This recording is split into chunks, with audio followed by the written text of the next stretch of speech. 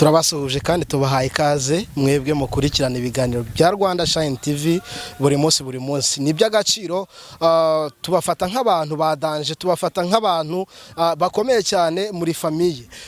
Nagira ngo mbibutse yuko rero umuntu utari wakorera perime, umuntu ushaka provisoire agomba kugana mwarimu Clement. Mwarimu Clement ni umuntu, ni umwarimu ukora ibyazi, ni umwarimu umunyamwuga, ni umwarimu ugenda hahandi atajya kwishyuza amafaranga n'igiceri na kimwe. Iyo ushaka kwigira provisoire umwishyura ari uko wayibonye, kandi mu minsi 5 provisoire wayibonye ukahita wikomereza ujya gushaka n'indi kategori ushaka. Kuba afite provisoire rero bo nabo birashoboka yuko bajya kwiga kwa mwarimu Clement bakigira ubuntu, ndi bubyita ubuntu kubera yuko amafaranga uyishyura ari uko wamaze kuzana perime, kandi kuzana perime utinzwa no kujya kwiga gusa. Rero mwese ni mujye kwa mwarimu Clement. Wenda hano nabaha nimero ye kugira ngo mujye mubasha kumuvugisha, ariko se nk'umusore cyangwa inkumi muri iki gihugu idafite perime wenda provisoire yo tubaye ko n'ubundi ruba ruhushya rw'agateganyo, wavuga yuko koko mwarimu Clement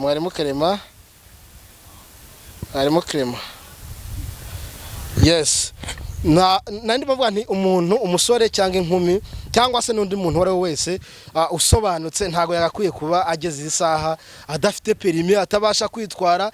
Ibintu byaroroshe, mwarimu Clement uragenda, byose ni for free, ni free of charge. Rero nimero ya mwarimu Clement ni 0782 8 37 0788 84 72 hamagara mwarimu Clement umubwira uti ndashaka perime, mpa perime yanjye ni wowe uyifite. Uzamubwiye ko agufitiye umwenda wa perime azahita agufasha. Rero dukomeza kuri Rwanda Shine TV, ku bantu babasha gukurikira imbuga zanjye, muzi yuko twagiye tubatangariza kenshi yuko dushaka kuzamura impano. Ushobora kuba ufite impano zigiye zitandukanye, ushobora kuba uri umuhanzi, ushobora kuba wandika indirimbo, ushobora kuba waba ukunda n'itangazamakuru, of course ushobora kuba waba uzi kuvuga. Urabona nkatwe none tuba twaravutse wagira ngo neza twavuze tuvuga. So rero impano iyo ari yo yose waba ufite, turifuza yuko please twandikire. Nimero zacu ziba ziri kuri YouTube. Jya kuri YouTube urebe ibiganiro byacu, hasi urahita ubona nimero zacu, utubwire yuko ufite impano tubashe kugufasha ugaragaza impano yawe.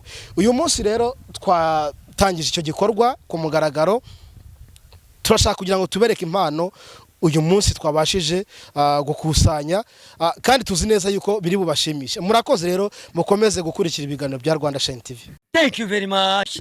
Kugira ngo tubabwire ko dufite Rwanda Shine TV, kugira ngo tubabwire ko mugomba gukora subscribe, mukora share, mukora broadcast, mugakora iki na comment, mutibagiwe link.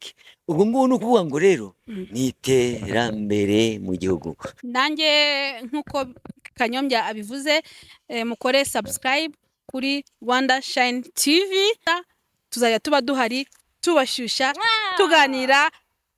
Yes, thank you.